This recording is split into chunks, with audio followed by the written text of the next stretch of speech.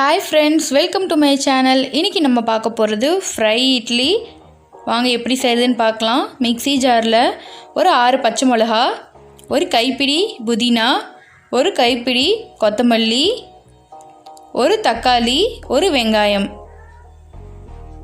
ஒரு ஸ்பூன் அளவுக்கு இஞ்சி பூண்டு மசாலா, இதை எல்லாத்தையும் நம்ம அரைச்சிக்கலாம். சிம்பிளான ரெசிபி, என்னோடய ஃபேவரட்டான ரெசிபின்னு கூட சொல்லலாம். அதை நான் உங்களுக்கு ஷேர் பண்ணுறேன். இப்போ பாருங்கள், நம்ம அரைச்சிக்கிட்டோம். இப்படி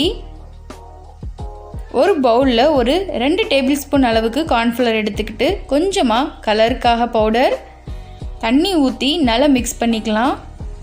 நம்ம இதில் டிப் பண்ணி இட்லியை நம்ம ஃப்ரை பண்ணிக்க போகிறோம். அதுக்கு தான் நல்லா நம்மளுக்கு கிறிஸ்பியாக வரணும். இப்போ ஒரு பேனில் எண்ணெய் விட்டுக்கலாம் தேவையான அளவு. இந்த மாதிரி இட்லி நான் கட் பண்ணி வச்சுருக்கேன். இந்த மாதிரி மாவில் டிப் பண்ணி ஃப்ரை பண்ணிக்கலாம்.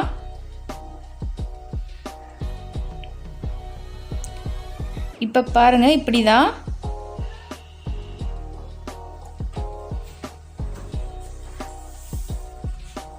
நம்மளுக்கு நல்லா மொறுமொறுன்னு எடுக்கணும்.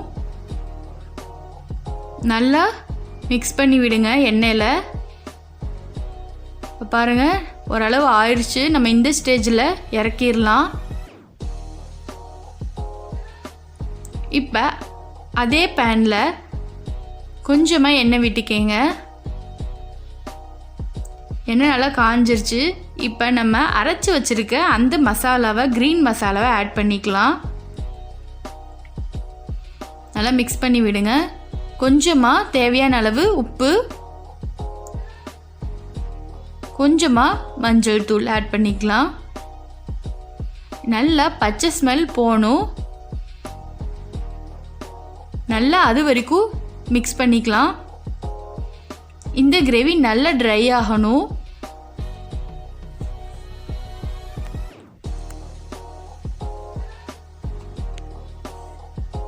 கொஞ்சமாக ஒரு டேபிள் ஸ்பூன் அளவுக்கு சோயா சாஸ் ஆட் பண்ணிக்கலாம். உங்களுக்கு இந்த ஃப்ளேவர் பிடிக்கும்னா நீங்கள் இன்னும் கொஞ்சம் கூட ஆட் பண்ணிக்கலாம். சோயா சாஸ், டொமேட்டோ சாஸ் கூட ஆட் பண்ணிக்கலாம் நீங்கள் ஒரு ஸ்பூன் அளவுக்கு. இப்போ நம்ம ஃப்ரை பண்ணி வச்சுருக்க இந்த இட்லியை ஆட் பண்ணிக்கலாம்.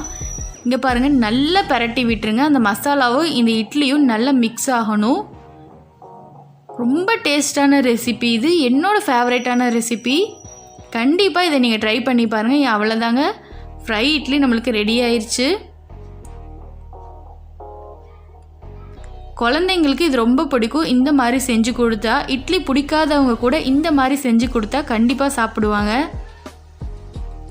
இந்த ரெசிபி உங்களுக்கு பிடிச்சிருந்துச்சுன்னா மறக்காமல் லைக் பண்ணுங்கள், ஷேர் பண்ணுங்கள், சப்ஸ்கிரைப் பண்ணுங்கள். கூடவே இருக்க பெல் ஐக்கானையும் கிளிக் பண்ணுங்கள். தேங்க்ஸ் ஃபார் வாட்சிங்.